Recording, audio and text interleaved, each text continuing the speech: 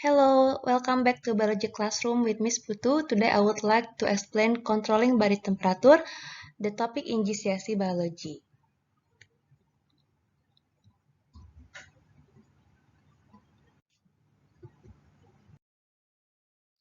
The first topic I would like to explain about why it is important to control your body temperature, and then second, I would like to focus about how to cool the body down.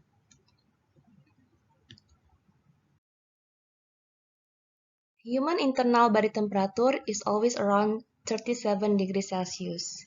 Because human is the warm-blooded animal, so anywhere the human go, the body internal temperature is always keep constant. This is important for human because human enzyme work best at 37 degrees Celsius. Enzyme is made of protein, and protein is very sensitive to temperature and pH. If the temperature is incorrect for the protein, protein can be denatured.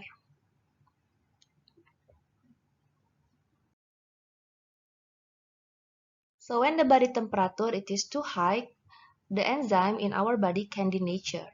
So what is the denaturation of the enzyme? It is the 3D shape of the enzyme change the shape. Okay, so the active site of the enzyme, they cannot fit to the substrate, so the enzyme cannot be used. Okay, that's why our core body temperature must be kept as stable as possible, which is 37 degrees Celsius, so our enzyme can work properly in our body. So now the question, how we can control the internal body temperature? As we can see, people living in the various parts of the world. Some people live in the condition of the extreme heat, but some people are live in the condition which is extreme cold. So how they can maintain a constant internal body temperature around 37 degrees Celsius.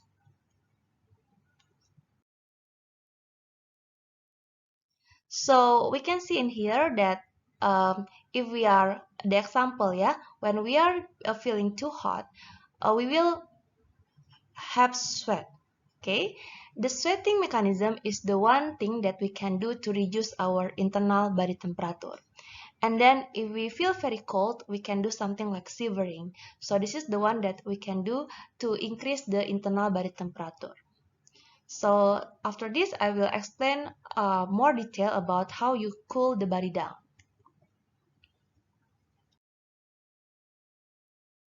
So internal body temperature is monitored and controlled by the thermoregulatory center that located in our brain. The center contains receptors that are sensitive to temperature change that exist in the blood. Why? Because blood flowing through the brain itself. And then the receptor in the thermoregulatory center can detect the change of the temperature in our blood.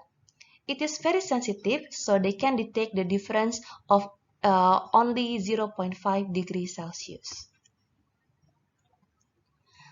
So basically, if our external temperature change, for example, we move from the area which is cool to the area which is hotter, our skin can detect the change of the external temperature. The change of the external temperature can change the temperature in the surface of our skin. The change in the surface of our skin can also affect the temperature change in our blood. The blood can flow through the brain, and then thermoregulatory center in the brain can detect the slight difference of the blood temperature, and then the thermoregulatory center can do the rapid reaction to control our body, so we can making our body to become cool down. Several mechanisms can be done to cool our body down to prevent our enzyme become denatured. So the first one is the vasodilation. What is vasodilation? It is how our blood vessel become dilate or wider, especially the blood vessel that near the surface of the skin. So the blood vessel that can become dilate is the arteriole, which is the branch of the artery. So the dilation of the arteriole can help the blood to move more in this near the surface of the skin and let the heat to be going out from the blood by radiation through the surface of the skin. And number two, rate of sweating also goes up. Yeah, more sweat can be produced by the sweat gland. When we are sweating, the water can go to the surface of our skin, and then by using the heat energy in the surface of the skin, water can do evaporation, and then the heat energy can be lost from the surface of the skin because the heat energy is used to change the water into the water vapor, so it can transfer the heat from the skin to the environment by evaporation of the sweat in our body. Another thing to cool our body down is by higher in the surface of our skin will be lies flat. So let's we take deeper look at one by one mechanism. First is the hair lies flat. So the erector muscle in the skin will be relaxed. So the hairs that on the surface of our skin will lie flat on the skin.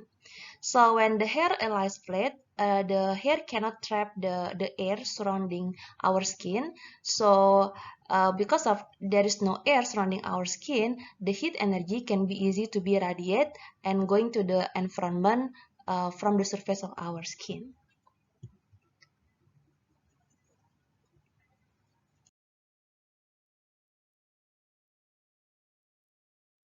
The second one, it is blood system lose heat by vasodilation. So the arteriole, it is the blood vessel, which is the branch of the capillary and connected to the branch of the artery and connected to the capillary.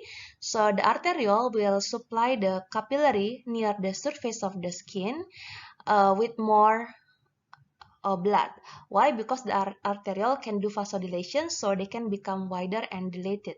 So more blood flows through the arteriole and then to the capillary near the surface of the skin. Because the blood flowing more to the surface of the skin, heat from the blood can be easily to be lost to the surface of the skin.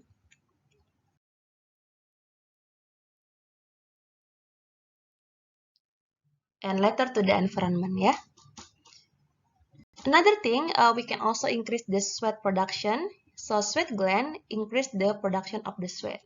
Sweat evaporate because the heat from the skin that radiate from the surface of the skin can change the water in the sweat to become water vapor. When this conversion happen, the heat energy also can be used, so it is can be removed from the surface of the skin.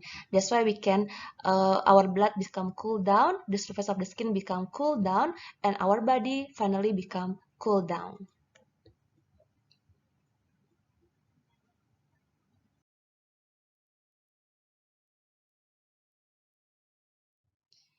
Because in the process of the cooling the body down, we need to produce a lot of sweat for doing evaporation to remove the heat from our surface of our skin. So we will lose a lot of fluid in our body.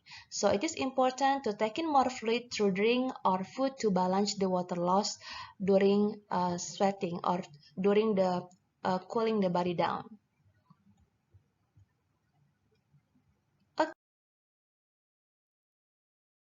Okay, I think that's enough to the mechanism of the how to cool our body down in the homeostasis. Thank you for watching.